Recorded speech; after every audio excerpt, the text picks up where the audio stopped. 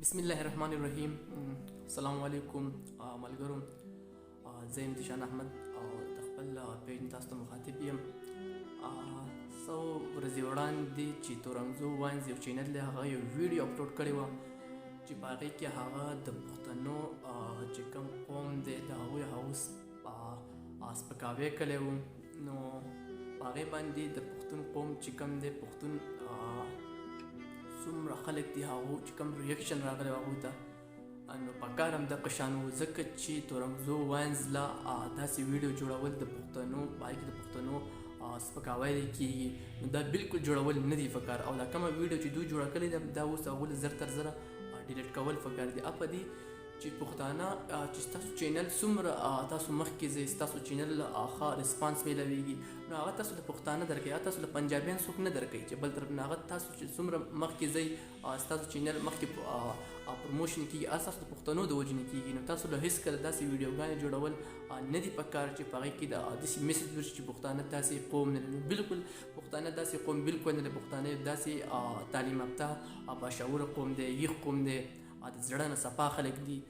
نو دا دوی چې کومه ویډیو جوړه کړې د پښتنو مبارک، دا بالکل جوړول نه پکار. لږ سوچ پکار و. ټاپک چې ګوري نو داسې ټاپک جوړوه چې بیرته ماته ریاکشن په دې باندې څه میلاویږي. نو پښتانه چېرته داسې باشعوره یخ قوم نه وي او تاسو دا ویډیو جوړه کړې وي، اوده خلک وي، نو هغو به تاسو له هېڅکله د دې ویډیو ریاکشن بیرته نه وي درکړی، په دې وجه چې هغه یخ قوم دی، باشعوره قوم دی، هغه یخ دی. پوه شئ، داسې ویډیو جوړول بالکل کوشش هم مه کوئ، ځکه چې زه دا نه وایم انسان دی غلطي کېږي، هر یو انسان پرفیکټ نشي کېدی که نه.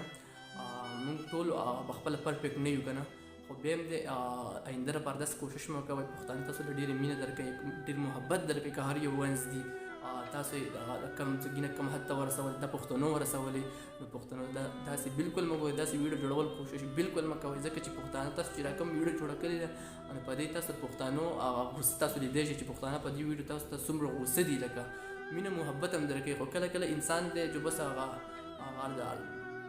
وخت په تلو کې روان چې بس دا بیا ته پته نه لګي که نه، چې په کوم ټاپک ویډیو جوړه کړه، نو ډېره غټه غلطي کړې ده.